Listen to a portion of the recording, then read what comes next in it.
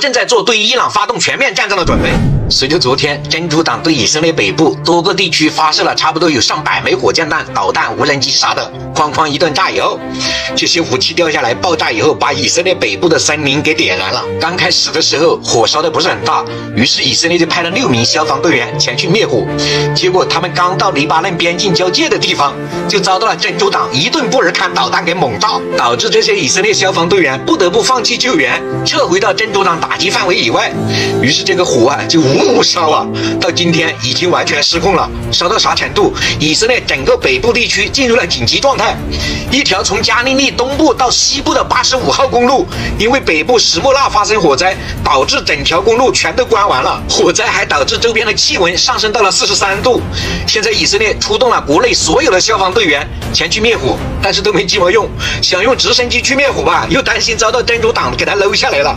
只能硬挺挺的看着烧，烧得老惨了。火过之处可以说是片甲不留，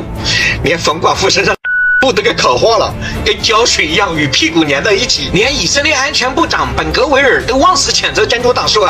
以色列北部的大火就是你真主党想遏制搞垮以色列的证据。如果我是国防部长，现在着火的就不是以色列了，而是你整个黎巴嫩在燃烧。虽然他的话是这么说，但是经过大半年的消耗与封锁，现在以色列国内已经严重出问题了。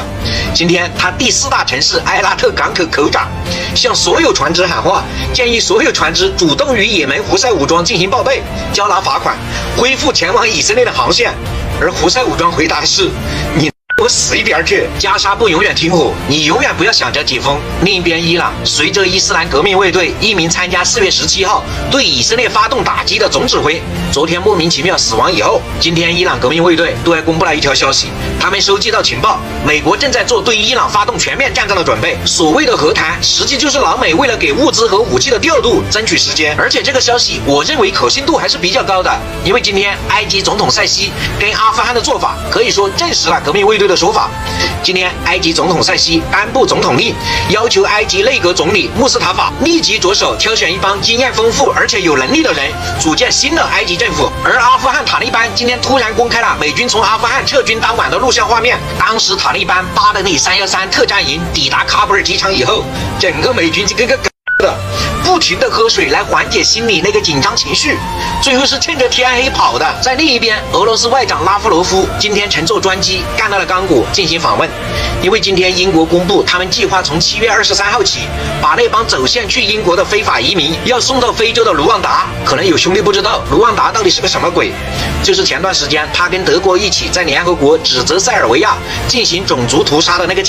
他现在要帮搅屎棍处理消化那帮没有实力又把英国当成故乡的精神职人。卢旺达这个玩意儿他是太能作死了，兄弟们看，接下来他的好日子很快就要到头了，因为他的邻居就是国土面积比他大几十甚至上百倍的刚果。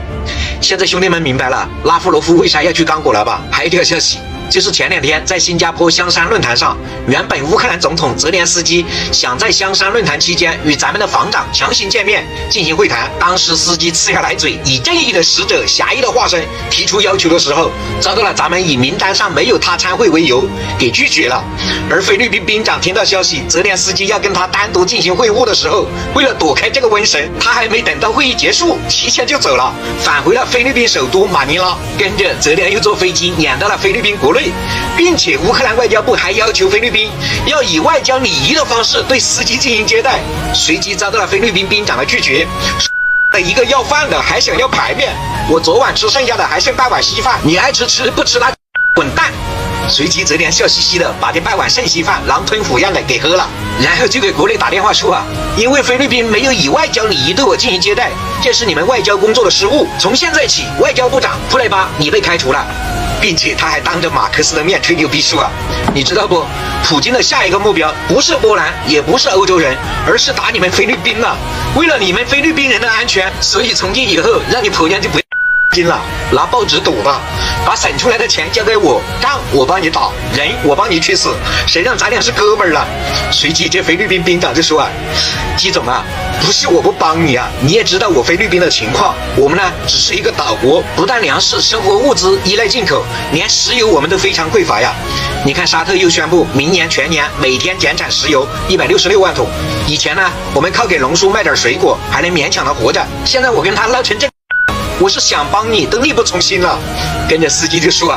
我知道你家缺石油，不是我给你推，等过2天我去沙特，我一句话的事，保证沙特卖你质量最好、价格最便宜的石油。他要敢不卖给你石油，我们乌克兰特工分分钟让他从地球上消失。我跟你说实话吧，这2天叙利亚所发生的一切，都是我们跟以色列一起策划的。别看我们战场上让大毛打得夹着尾巴跑，在暗杀下黑手这一块，我们乌克兰是非常有实力的。他刚说完不多久，今天沙特就宣布取消司机对吉达的访问。兄弟们，给大家道个歉，因为今天三哥家所有平台全是关于选举的消息，没有其他任何消息，所以今天就没有冯姐啊。冬吃萝卜夏吃姜，夏天是吃姜的季节，特别经常